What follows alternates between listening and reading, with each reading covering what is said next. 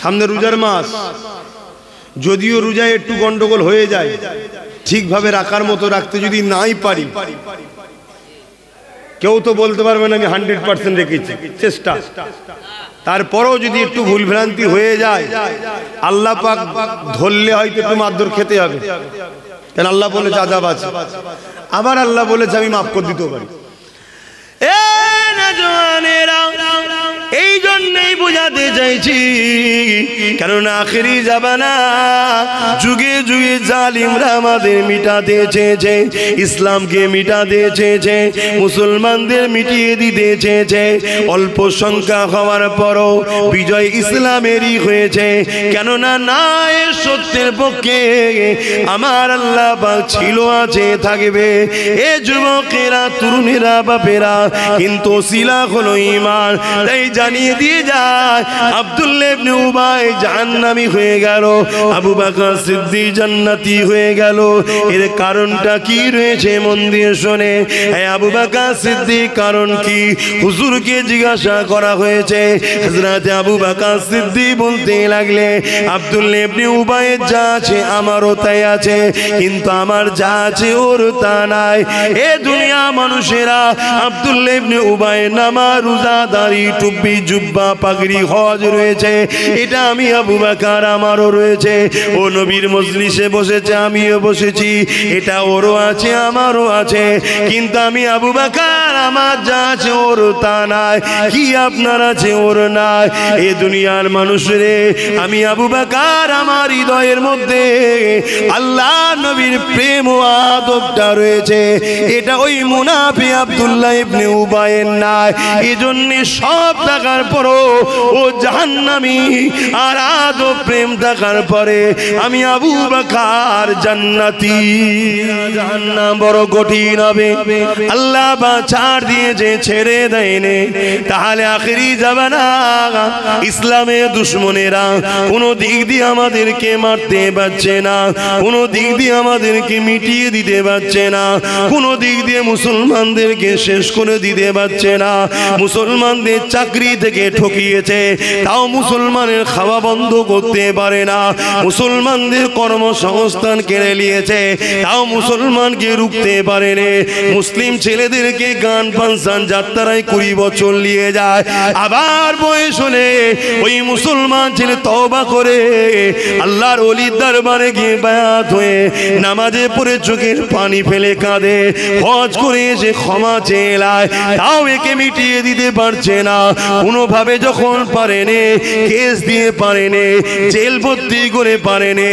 এই ইসলামের দুশমন গুলো কোটি কোটি টাকা খরচ করে ইসলামের লেবাসে মুফতি সুরাতে, মাওলানা বক্তা হাফেজের সুরাতে মসজিদ মাদ্রাসা বানিয়ে সেই জায়গা থেকে আমার নবীর দুশমন তৈরি করে মুসলমান সরল পিরান গুলোকে কাফের বানিয়ে দিতে লেগেছে। তোর দাড়ি থেকে থাকবে যা, তোর নামাজ থেকে থাকবে যা, তুই সিনেমা না দেখিস না দেখে যা, তুই যাত্রায় না যাবি না জেগে যা, কিন্তু তোর মেন জিনিসটা বার করে নিয়েছি।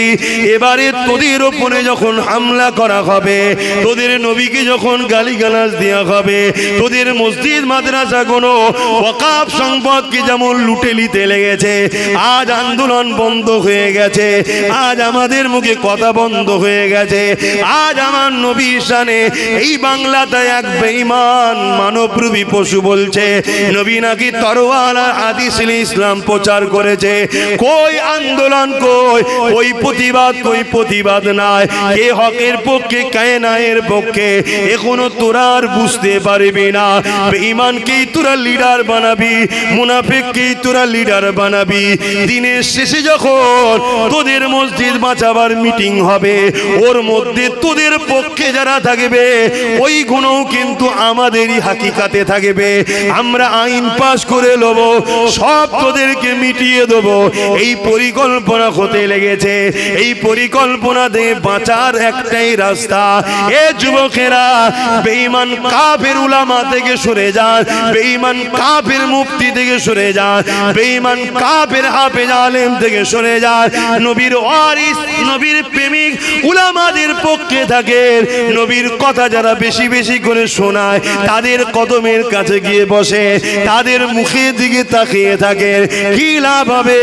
আল্লাহ নবী সাহাবাদিওকে বললেন, তোমরা আমার মজলিসে বসে আমাকে দেখে যে নিয়ামত পাচ্ছ, আমার উলামায়ে হাক্কানি ওয়ারাসাতুল আম্বিয়া ওদের মজলিসে বসে ওদের মুখের দিকে আমার উম্মত তাকিয়ে থাকবে, আল্লাহ ওদের আমলনামাতে ওই নেকি লিখে দেবে। আল্লাহ নবী জানালেন উলামা দুই ধরনের হবে, খায়রুল উলামা শাররুল উলামা। একটা মন্দ উলামা হবে, একটা ভালো উলামা হবে। অর্থাৎ ইলম সবাই শিখবে, ইলম শিক্ষা করে একদল নবীর পক্ষে থাকবে, আর একদল ইলম শিক্ষা করে দুনিয়ার জালিম অত্যাচারী শাসকদের দালালি করবে। আমার কথা নয় বাপ, তাগুদি শক্তি তোমরা বুঝতে পারবে না, ওই জন্য শাসক বললাম।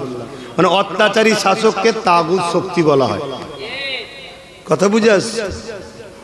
বাপেরা, নজওয়ান তরুণেরা, এই ৭,০০০ মুফতি হতে পারে, ৭,০০০ হাফেজ হতে পারে, ৩,০০০ মুফতি হতে পারে, ৩,০০০ হাফেজ হতে পারে, ৭,০০০ মৌলানা হতে পারে, কিন্তু অত্যাচারী জিদের দালালি করার জন্য ওরা জাহান্নামী হয়ে গেছে, ওরা বাতিল হয়ে গেছে, ওরা বরবাদ হয়ে গেছে। এ যুবকেরা, তরুণেরা, বাপেরা, আমার ইমাম পাক ৭২ জন হতে পারে, ৭২ কেন, ইমাম পাক একাও যদি থাকতো হকের পক্ষে, রহমানের পক্ষে, রাসূলুল্লাহর পক্ষে, তাই ইমাম পাক কামিয়াবি হয়ে গেছে। তাই আমি আপনাদেরকে জানিয়ে দিয়ে যাই, এই দুনিয়া জমিনে আজও ষড়যন্ত্র চলছে। মাদ্রাসা দেখে ইমান লুটা হচ্ছে, মসজিদ দেখে ইমান লুটা হচ্ছে। যেমন খারিজিরা নামাজ দেখে ইমান লুটিয়েছিল, কোরআন দেখে আলীর বিরুদ্ধে দল তৈরি করেছিল, মুতাজিলা থেকে শুরু করে এইভাবে নানান দল মত যুগে যুগে চলে আসছে। কেউ একজনা বলেনি আমি কোরআন হাদিসের বিরুদ্ধে, সবাই বলে কোরআন হাদিসের পক্ষে, কিন্তু সবার বললেও তো হবে না। আল্লাহ নবী জানিয়ে দিলেন আমার উম্মত দাবিদারদের মধ্যে ৭৩ দলে বিভক্ত হবে, ৭২ দল জাহান্নামে যাবে, একটি দল জান্নাতে হবে। এ যুবকেরা চিনবেন কি করে? সবাই তো বলে আল্লাহ মানি, সবাই তো বলে নবী মানি, সবাই তো বলে কোরআন মানি, সবার দলে মাথায় টুপি আছে, সবার দলের মাথায় ইমাম আছে, সবার দলের মাথায় মুফতি মৌলানা আছে, সব দলেতে হাফেজ আছে, আলেম আছে, সব দলেরই মসজিদ মাদ্রাসা রয়েছে। তাহলে আপনি চিনবেন কি করে? এই চিনার একটা ছোট্ট নমুনা আজ আমি আপনাদেরকে জানিয়ে যাই। শুধুমাত্র দাদা হুজুরের মুরিদ আপনি, আমিও দাদা হুজুরের মুরিদ। আওলাদ ওটা ঘরের ব্যাপার, ঘরে থাক। এক পীর ভাই আমি তুমি, এই পীর ভাই হিসাবে পীর ভাইকে বুঝাবার চেষ্টা করছি। আল্লাহ কোরআনে বলেছে ও আনফুসাকুম আলাইকুম নারা, নিজে বাঁচো, নিজের হালকে বাঁচাবার চেষ্টা করো কোথা থেকে? জাহান্নামের আগুন থেকে। তাই চেষ্টা করছি রক্তের ভাইয়ের থেকেও ইমানের ভাই হলো আরো বেশি কাছে। মনে রাখবেন, আমাদের ইমানকে লুটার জন্য কোটি কোটি ডলার খরচ করে ইসলামের দুশ্মনেরা, ইসলামকে যারা মিটাতে চায়, তারাও মসজিদ মাদ্রাসা তৈরি করছে। অবাক হয়ে যাবেন আমার কথা শুনে, অবাক হবার কিছু নাই। আমার নবী পাক সাল্লাল্লাহু আলাইহি ওয়াসাল্লাম মদিনা নববী শরীফের পাশে কিছুটা দূরে আল্লাহ নবী হায়াতি অবস্থাতে সাহাবা সেজে যারা বসেছিল তাদের মধ্যে থেকে একদল একটা মসজিদ তৈরি করে দিয়েছিল। তারা বলেছিল এখান থেকে দূরে হয় তাই তৈরি করেছি। আল্লাহ পাক আয়াত নাজিল করে জানিয়ে দিলেন হাবিব ওরা হলো মুনাফিক, ওরা মসজিদে জিরাত তৈরি করেছে যাতে করে মসজিদের মধ্যে বসে বসে নিরীহ সরল প্রাণ মুসলমান দিগকে তারা আপনার থেকে দূরে সরাতে পারে, মুসলমান মুসলমানের মধ্যে লড়াই লাগাতে পারে। ইয়া রাসূলুল্লাহ, হাবিবাল্লাহ, আমি আপনাকে ইজাজত দিলাম ওই মসজিদটা ভেঙে দেন। শুনছেন? আল্লাহ নবী তখন দুনিয়ায় রয়েছেন, দুনিয়াবি জিন্দেগিতে। তখন নবী দুনিয়াবি হায়াতের জিন্দেগিতে মসজিদে জেরাত তৈরি হয়ে গেছে। তাহলে আজকে ইসলামের দুশ্মনরা মসজিদ বানাবে, মাদ্রাসা বানাচ্ছে না বানায়নি? চিনবেন কি করে? কি করেছে? যারা নবীর পক্ষে ওই মাদ্রাসাতেও দাড়ি টুপি নামাজ রোজা কোরআন হাদিস আছে, যারা ইসলামের পক্ষে বিরুদ্ধে আর তাদেরও রয়েছে দাড়ি টুপি জুব্বা মুমুন করে কোরআন হাদিস রয়েছে, যারা ইসলামের পক্ষে মসজিদ বানায় ওই মসজিদও নামাজ রোজা দাড়ি টুপি কোরআন তেলাওয়াত রয়েছে, আযানও রয়েছে। যারা ইসলামের বিরুদ্ধে তাদেরও মসজিদে নামাজ রোজা দাড়ি টুপি কোরআন আযানও রয়েছে। চিনবেনটা কি করে? আমার অজবুজ নাকি আমার শরীর ভালো নেই ভাই, নজ করার মতো মন মানসিকতাতে নেই, শরীরে বইছে না, কিন্তু প্রতি বছরে আসি, তাই একটু হাজিরি দেওয়া। কিন্তু 6:30 উঠবো বলেছিলাম, সেখানে আবার মৌলানা সাহেবকে তুলে দিলেন, লাস্টে 7টায় উঠতে হবে। সামান্য একটুখানি থাকবো, একটু কষ্ট দিচ্ছি, একটা জিনিস বুঝাতে চাইছি, উদ্দেশ্য একটাই, যদি ইমানটা বাঁচে হয়তো তোমাদের উপর আল্লাহ সাহায্যটা আসবে, একটু বুঝাচ্ছি। অসুবিধা হচ্ছে তো চিনবেনটা কি করে?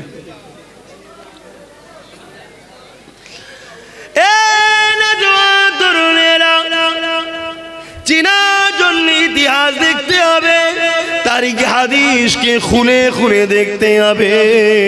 আল্লাহ নবী নূহ নবী দয়া নবী নওয়াসা ইমামে হোসেন হুজুরের লাইফ স্টাইল দেখতে হবে।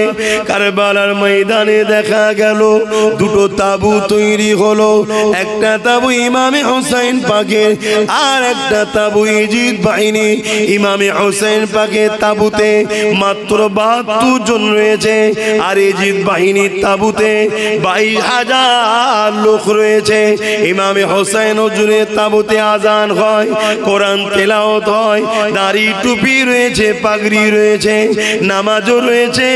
এ যুবকেরা, কোরআন হাদিসের আলোচনাও রয়েছে। আর ইজিদ বাহিনীর তাবুতে ওখানেও আজান রয়েছে, ওখানেও নামাজ রয়েছে, ওখানেও দাড়ি টুপি পাগড়ি রয়েছে। তাহলে চিনবেনটা কি করে?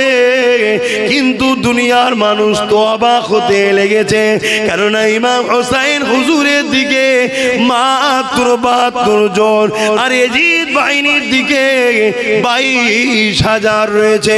ওই 22,000-এর মধ্যে 3,000 হাফেজে কোরআন রয়েছে, 3,000 মুফতি রয়েছে, 7,000 আলেম আছে। কেননা আমরা বদরের জমিনে দেখেছি আমাদের সংখ্যা ছিল 313 জন, আর জালিমদের সংখ্যা ছিল 1,000-এর উপরে। তাই জালিমরা সেখানে অস্ত্রধারী ছিল, জালিমরা সুসজ্জিত যোদ্ধা ছিল, জালিমদের ঘোড়া উট হাতি ছিল, জালিমদের হাতে তীর বল্লম ছিল, জালিমদের লেবাস ছিল লোহার লেবাস। তারা নিজেদেরকে সুরক্ষিত রেখে মদিনা শরীফের হামলা করতে এসেছিল।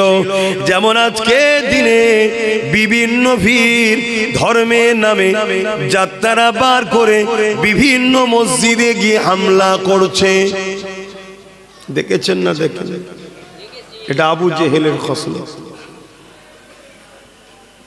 আল্লাহ নবীর কানে যখন এই মেসেজটা এসে গেল, নবী আমার সাহাবা হুজুরদিওকে নিয়ে মদিনাকে রক্ষা করার জন্য, মদিনার মানুষের জান মাল হিফাজতে রক্ষার জন্য আল্লাহ নবী মদিনা থেকে বাইরে বেরিয়ে বর্ডারের দিকে রওনা দিলেন। এদিকে জালিম সন্ত্রাস আবু জেহেল উতবা সাইবা ইসলামকে মিটিয়ে দিবার জন্য, আমার রাসূলুল্লাহকে মিটিয়ে দিবার জন্য 1,000-এর উপরে সৈন্য নিয়ে মদিনার দিকে রওনা দিয়েছিল।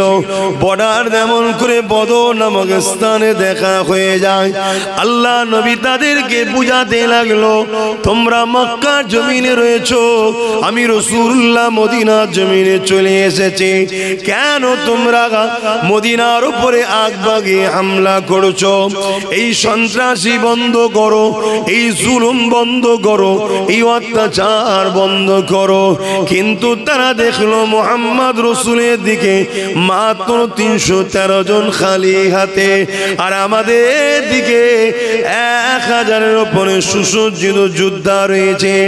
এই সুযোগটাকে কাজে লাগিয়ে মুহাম্মদ রাসূলকে শহীদ করে দিতে হবে, তার সাথীদেরকে মেরে দিতে হবে। এই জন্যে তারা হামলার জন্য আগে এলো। আল্লাহ নবী বললেন, বাবা সাহাবারা, ইসলামে জুলুম করা খারাপ, কিন্তু কেউ তোমার উপরে যদি হামলা করে ডিফেন্স করার জন্য এটা ফরজ। তাই তোমরা প্রতিরোধের জন্য তৈরি হও। কি নিয়ে তৈরি হবে? খাজুরের এলাকা তো, খাজুর গাছের ডাল, আর ওদের হাতে তীর বল্লভ তরোয়ার। এটা তুমি আমি জানি শুধু মনে করছো? তোমার আমার থেকে এই সম্বন্ধে লক্ষ কোটি গুণ আরো বেশি জ্ঞান রাখে, রিসার্চ করছে যারা ইসলামকে মিটাবার চাইছে। তারা কোটি কোটি টাকা খরচ করছে, কোটি আমার টাকা না, ডলার খরচ করছে, যে কি করে এই লড়াইটা এই দুর্বল গরিব খালি পায়ে ছিঁড়াপাটা জামা পরা মদিনার মানুষ তখন সবে ইসলাম কবুল করেছে, কি করে জিতলো? শুনছেন? রিসার্চ করছে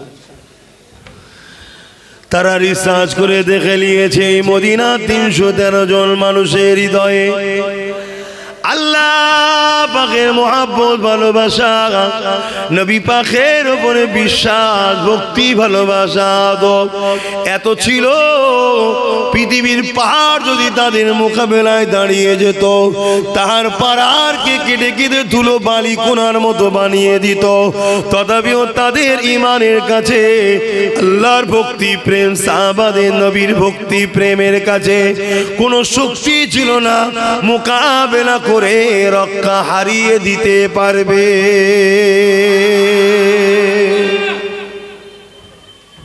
তাহলে কিসের জোরে তারা জিতেছিল ভাই? জোরে বলুন। আজকে আমাদের ঈমান তো বড় দুর্বল, আমাদেরকে মাহফিলে ডেকে ডেকে আনতে হয়, মসজিদ গুলো ফাঁকা যায়, যুবকদের পাওয়া যায় না, ঈমানের দুর্বলের কারণ। শুনছেন তো? তাহলে আমরা কি করব? আবার আবু জেহেল বাহিনী তৈরি হচ্ছে, পৃথিবী জুড়ে তারা শক্তি তৈরি করছে, পৃথিবী জুড়ে তাদের হাতে পারমাণবিক শক্তি আছে, মিসাইল আছে, AK-47 আছে, রাজ ক্ষমতা তাদের হাতে, ফোর্স তাদের, মিলিটারি তাদের। শুনছেন? কি হবে আমাদের? আমাদের তো সেই ঈমানটাও নাই যে ঈমান দ্বারা সাহাবা হুজুররা বা যুগে যুগে ওলি আউলিয়ারা কামিয়াবি হয়েছে। জোরে বলুন সুবহানাল্লাহ। আমাদের ঠোল রয়ে গেছে, ভেতরের মাল নেই।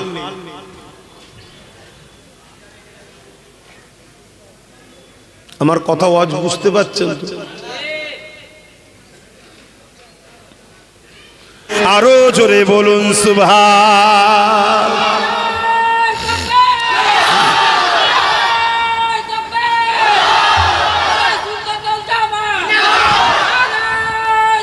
আল্লাহ, কথাই কেউ কষ্ট পেয়েছেন? আমি আপনাদের সঙ্গে ঝগড়া করছি না বাঁচতে চাইছি? আমি আবার জিজ্ঞেস করছি, আমি আমার সিলসিলার কোন আলেমের হয়ে ঝগড়া করছি? আমার দাদর হয়ে? আব্বা? নবী পাক সাল্লাল্লাহু আলাইহি সাল্লামই হলেন দ্বীন, নবী হলেন কোরআন। শুনছেন? হ্যাঁ, সাহাবারা এসে আম্মা জান আয়েশা সিদ্দিকা রাদিয়াল্লাহু তাআলা আনহাকে জিজ্ঞেস করছেন, আম্মা, পর্দার আড়াল থেকে, আমাদের নবী কেমন ছিলেন? হায় হায়, সাহাবারা বলছেন নবী কেমন ছিলেন? আর আমাদের কাফের উলামারা বলছে নবী কি ছিলেন? বুঝছেন না, বোঝেন না? সব ভাষাগুলো বলতেও তো ভয় লাগছে, কেন বলতে গেলে তো উচ্চারণ করতে হচ্ছে, ওটাও টেনশন হচ্ছে যে আল্লাহ ধরে।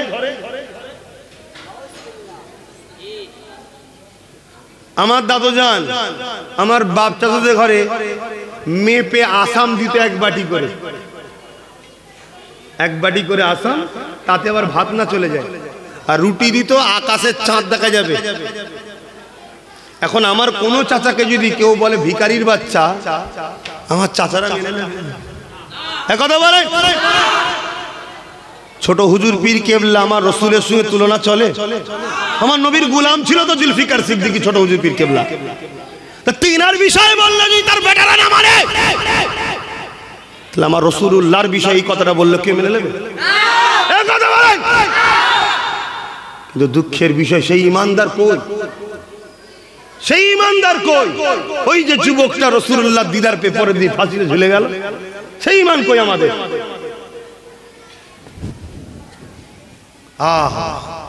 কিছুদিন আগে, এই গত পরশুদিন দেখলাম কোন একটা জায়গায় নবীর শানে গুস্তাখি করার জন্য 4 জনকে মৃত্যুদণ্ড দিয়েছে। আমি ভাবছিলাম যদি কোনোদিন আমার দেশ বা আমার রাজ্যে এরকম সরকার হতো, আমি তার জন্য মনে হয় 24 ঘন্টা প্রচার করতাম। কিন্তু আমার দেশে বা আমার রাজ্যে যারা আছে তারাও তো নবীর দুশমন, তারাও তো ইসলামের দুশমন। তাদের পরিবারের কারো বিষয়ে উদাহরণ দিয়ে কিছু বলতে গেলে তাকে তুললি যে পিটিয়ে মেরে ফেলবে। আর দোনো জাহানের বাদশাহ নিয়ে কথা হচ্ছে, কারো মুখে কোনো কথা নেই। যাক ভাই, আমি ভেবেছিলাম 8টা পর্যন্ত থাকবো, সেখানে প্রায় অনেকটা বেজে গেল। আমার কথায় আপনারা কষ্ট নিচ্ছেন, জানি না কারো মনের মধ্যে যদি যারা পরিমাণ এই কথাটা আসে যে সবই ঠিক আছে, এসব কথা বলার কি দরকার, আমি তাকে বলবো আপনিও কলেমা পড়ে নেন। আমার অনুরোধ রইল আপনাকে। কেন? আমার সন্দেহ হচ্ছে। আপনি বাকিটা আরো মুফতিদের থেকে জেনে নেবেন, আরো ভালো হয়। আমার মনে হয় আপনারও কলেমা রদ্দ কুফর পড়ে নেওয়া দরকার, নতুন করে মুসলমান হওয়া দরকার।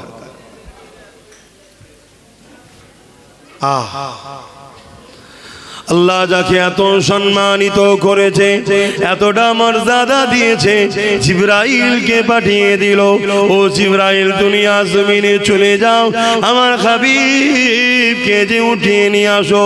হযরতে জিবরাইল চলে এলেন দুনিয়া জমিনে, এসে আমার রাসূলুল্লাহ ঘুমাচ্ছেন দেখে জিবরাইল বলতে লাগলেন, আল্লাহ আপনার হাবিব ঘুমাতে লেগেছে।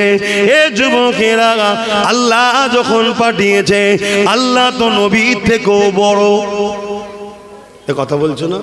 আল্লাহ তো নবীর থেকেও বড়, আল্লাহ তো মালিক, আল্লাহর সঙ্গে কোনো তুলনাই হয় নাকি? আল্লাহ তো মালিক। তা মালিক যখন পাঠিয়েছে, যাও আমার বন্ধু মোহাম্মদ রসুলকে ডেকে নিয়ে আসো, তার হুকুম তো আল্লাহ, ডিউটি তো আল্লাহ পাঠিয়েছে। রসুল ঘুমোচ্ছে, জিবরাইল তো সে ডাকতে পারতেন, গায়ে হাত দিয়ে হোক বা মুখে হোক, হুজুর ওঠেন, আস্তে আস্তে হুজুর ওঠেন, আদবের সাথে বলতেন হুজুর ওঠেন, আল্লাহ ডেকেছে হুজুর ওঠেন, আল্লাহ দাওয়াত দিয়েছে হুজুর ওঠেন। পারতেন না কেন? আল্লাহ তো পাঠিয়েছে, আমার হাবিবকে নিয়ে আসো, আমার ডিউটি নিয়ে যাওয়া। জিবরাইল কিন্তু তা করলো না। জিবরাইল এসে আল্লাহ নবী ঘুমাচ্ছে দেখে আল্লাহ পাককে জিজ্ঞাসা করলেন, আল্লাহ আপনার হাবিব ঘুমাচ্ছে, আমি জিবরাইল কি করে উঠাবো? আমার আল্লাহ জানিয়ে দিলেন, জিবরাইল রে, আমার হাবিবের কদমের গোড়ায় বসে যাও, আমার হাবিবের কদমের তালুর নিচেতে তোমার ঠোঁট লাগিয়ে চুমা দাও। আরো জোরে বলুন সুবহান। কেন? জিবরাইল আলাইহিস সালাম জানে বেশক আল্লাহ পাঠিয়েছে, আল্লাহ নবীকে সৃষ্টি করেছে, আল্লাহ মালিক, কিন্তু জিনার কাছে পাঠিয়েছে উনি হলো আল্লাহর মাহবুব, আল্লাহর বন্ধু। জোরে বলুন সুবহানাল্লাহ। ওদের তুলতে গিয়েও যদি বিয়াদবি হয়ে যায়, আমি বরবাদ হয়ে যেতে পারি। শুনছেন? আর কোথায় চুমু দিল? তাহলে পা তুলে দেখানো দরকার না হাত তুলে? কেন পায়ের তালুতে এখানে? আমি তো পা তুলে দেখাতে পারতাম যে পায়ের তালুতে চুমু দিয়েছে বলে পা তুলতে পারতাম। ওটাও একটা আদবের ব্যাপার। হাতের তালুর তলায় দেখিয়ে বললাম পায়ের তালুর তলায়। এটা এলেমে হয় না, এটা এখানে থাকলে হয় না, এটা এখানে থাকলে হয়। আরে কত বড় মৌলানা মুফতি, সব তো এখানে জিনিস। এলেম কোথায় থাকে? জোরে বলো। এখানে। আর ঈমান কোথায় থাকে? এখানে। তো এখান যার বরবাদ, এখান ভালো থেকে কিছু লাভ নেই তো। এটা ঠিক করো। এটা যদি খালিও থাকে এ তোকে বাঁচাবে দুনিয়া আখিরাতে। আর এটা ভরে ছিল ইবলিসের, কিন্তু এটা খালি ছিল। আর ফারিস্তাদের এখানেও ছিল, কিন্তু এটা ভরেই ছিল। এ বাঁচিয়ে দিয়েছে। এ আল্লাহর হুকুম। কে বড় কে ছোট, কে কিসের তৈরি সব দেখতে যাসনি। আদব করতে হবে, চল।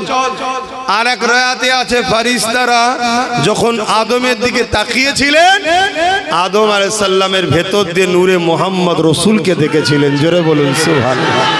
ওই যে রুকে দেওয়া হয়েছিল জানেন না, রু বেরিয়ে পড়েছিল। আল্লাহ বলল রু বেরোচ্ছে কেন? আল্লাহ ভেতরটা অন্ধকার।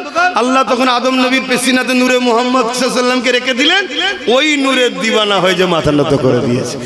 এটা কিন্তু ইবাদতের সেজদা ছিল না, এটা তাজিমি বা কিবলা। যেমন কাবার দিকে মুখ করে আমরা সেজদা করি, কাবার সামনে গেলেও সেজদা। কাবাকে করি নাকি? এটা তাজিমি সেজদা ছিল। তো যাক ভাই, কথা হয়তো আপনারা শুনতে এসেছেন, আমি তো প্রতি বছরে আসি, কিছু কথা তো বলে থাকি। এবারে যতটুকু বলালেন আল্লাহ বললাম। তাহলে আমরা রসুলের জন্য জানমাল কুরবান করতে হবে, ঠিক তো নাকি? কথা বলছেন না? তাহলে আমি আপনাদের কাছে চেয়েছিলাম 30টা মানুষ দিয়েছেন, 5000 দিয়েছেন। আমি এবারে সংক্ষেপে আর একটা শেষ আশা করব, করে সংক্ষেপ করব। এতগুলো লোক বসে আছে, এর মধ্যে থেকে 100টা লোকের কাছে 500 কোটি টাকা চাইছি। নগদ থাকলে নগদ দেবেন, লেখকের পাশে নগদ লিখবেন, আর না হয় অদা করবেন প্রত্যেকের কাছে। ভাই প্রতিষ্ঠানটা চালাও, এটা আপনারা চান না কি গো? 500টা টাকা মাত্র এই ভাই নগদ দিয়ে দিচ্ছে। 500টা টাকা, 1টা 2টো 3টে 4টে 5টা 6টা 7টা 8টা 9টা। কই হাত তোলেন, ঘর তোলেন। কারা দেবেন? আর 10টা 11 12 13, হাতটা গুনতে দেন, তোলেন না। 14, 100টা লোক চাইলাম নেই। 15, 16, 17, 18, 19। কিছু রাগ আছে নাকি প্রতিষ্ঠানের সাথে? 20, 21, 22, 23। কি গো ভাই, প্রতিষ্ঠানের সঙ্গে রাগ আছে? 24, আর কি আছে? 25, 26, 27। বলেন বলেন বলেন, আর কি আছে? কই হাত লম্বা করেন, কে হাত তুলছে? 28, 29। তুমি হাত তুলেছিলে? 30। আল্লাহ তোমাকে কামিয়াবি করো। 30 হয়েছে, কই আর কই? কমসে কম 50টা কর বাবা, কেন সময় আমার নেই। 100টা করতাম, আমার সময় নেই। 31, কষ্ট হচ্ছে আমার। 31, বলুন বলুন। 32, কমসে কম 50টা কর। 32, আর কি? আর কি? 33-এ কে হাত তুলবেন? আর 18টা দরকার, 500টা টাকা। এই নগদ থেকে দিয়ে দেবে, আর না হয় দিয়ে দেবে। 33, আর কই? 33, 34, একটু হাত তোলেন না। 35, 36 হয়ে গেল তো। আর 14টা তো। 36, কই? 37। বলেন বলেন, আর কি আছে? মায়ের নামে 1000, ওটা 1000 কোটাইতে দেন মায়ের নামে। আল্লাহ কবুল করবেন, আল্লাহ। 37 হয়েছে তো নাকি? আর 13টা দরকার, কে আছে? আর 13টা ভাই একটু হাত তুলেন আমার সোনার ভাইয়েরা। 500 কোটি টাকা বলেন ভাই। নবীর ঘর, আল্লাহর নবীর ঘর দেন দেন ভাই। দেখ একদল লোক তো ভেঙে দিতে চাইছে, আপনারা একটু দেন। দেন কে আছে?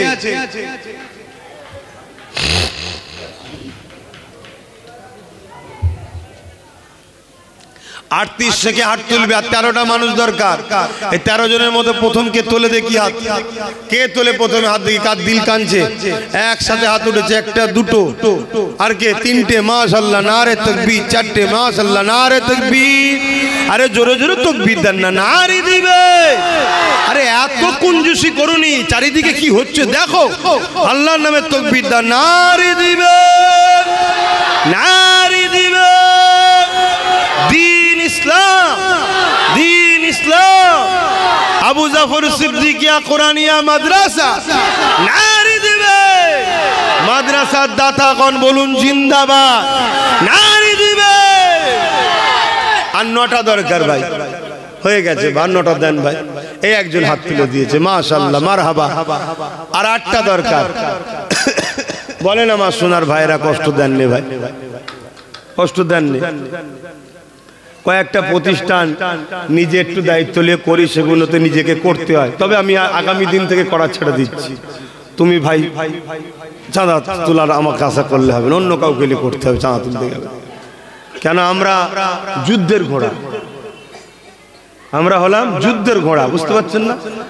আমরা নবীর দিনের জঙ্গলকে পরিষ্কার করতে এসেছি, লড়াই করতে হবে। এখন এই যতটুকু চাঁদা তুলছি, হ্যাঁ এটাও প্রয়োজন আছে, অন্যজনকে তোলা।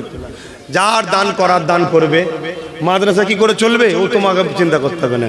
তুমি সততার সাথে মজবুত হয়ে দাঁড়াও, আল্লাহর নবীর ঘর, আল্লাহ রসুল চালিয়ে দেবে। কথা বুঝে আসছে না? নাই যেমন ভাবে চালাবে সেভাবে চালাবে। তোমাকে অত কি বেশি লাভালাভি করতে বলছি, চিন্তা করতে হবে না। একজন কাউকে দেবেন, সে বলবে, তুলবে। তো যাক, আমার সময় আর 8টা ভাই, 8টা মানুষ ভাই, একটু বলেন, একটু বলেন। এই 8টার মধ্যে কে আছে ভাই? কে আছে? আমার 8টা ভাইয়ের মধ্যে নাই 500 করে টাকা দেবে? হ্যাঁ, সর্বপ্রথম কে দেয় দেখি, কে দেবেন? 8টা মানুষের মধ্যে 500 করে টাকা।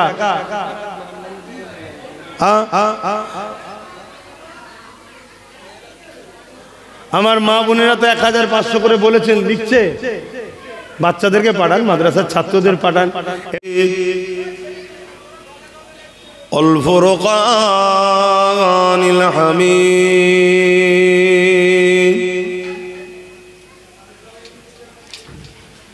ইন্নাল্লাহা ওয়া মালাইকাতাহু ইউসাল্লুনা আলান নাবিয়্যি ইয়া আইয়ুহাল্লাযীনা আমানু সাল্লু আলাইহি ওয়া সাল্লিমু তাসলিমা। আল্লাহুম্মা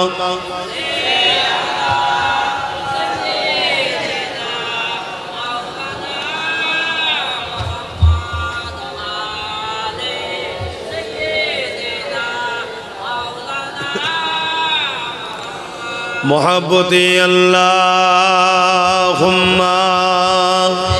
सल्ली अला।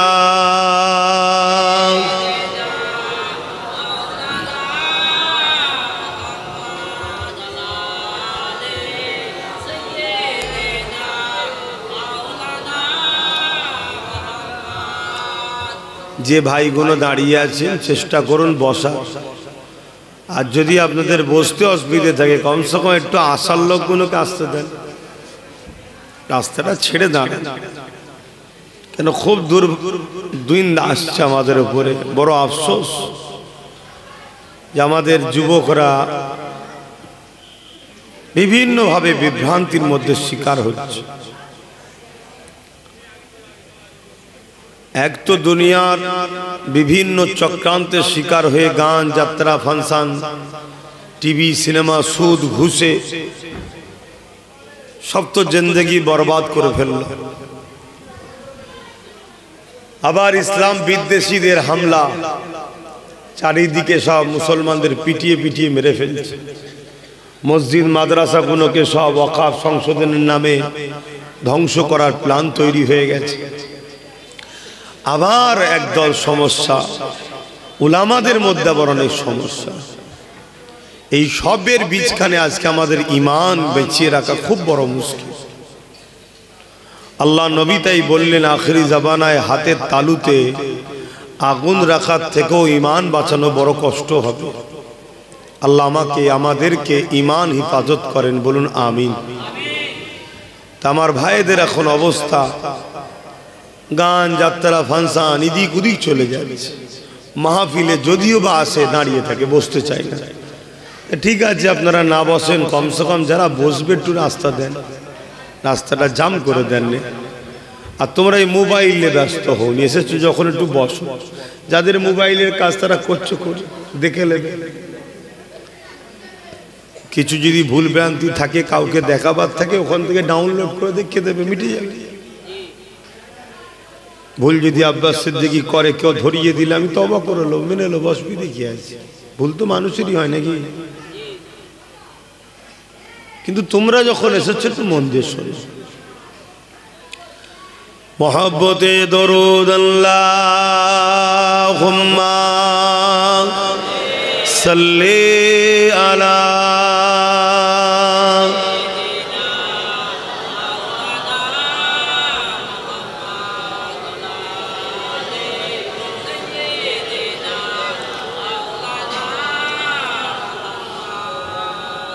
सदा गए महशर में लब्बाई लब्बाई, जहाँ उम्मतों ने पुकारा मुहम्मद,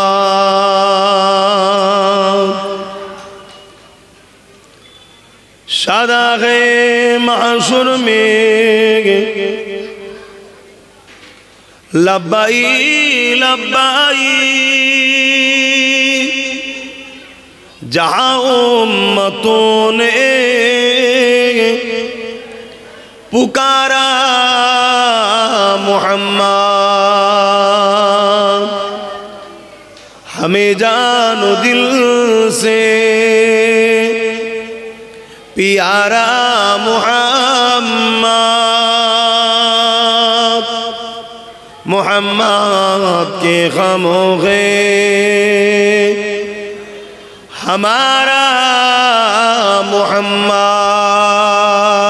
अल्लाहुम्मा सल्ली अला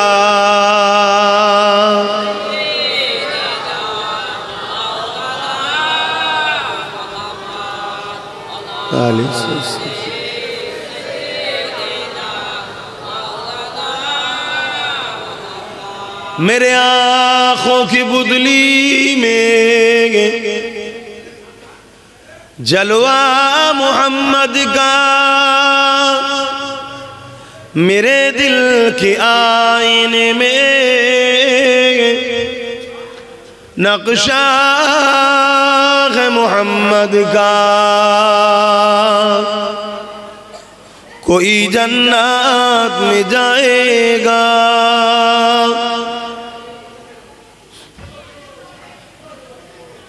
আর এত কথা বলছেন।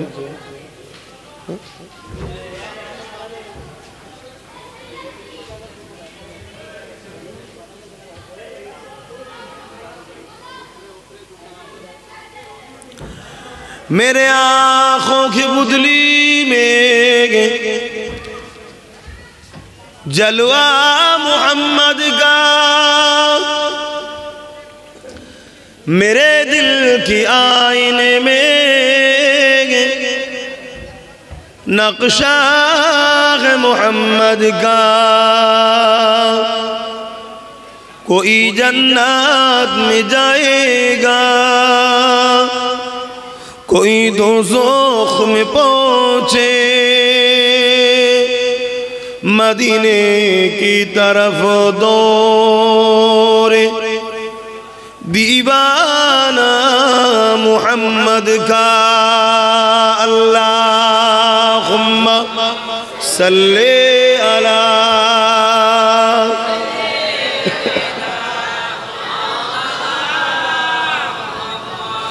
वला आली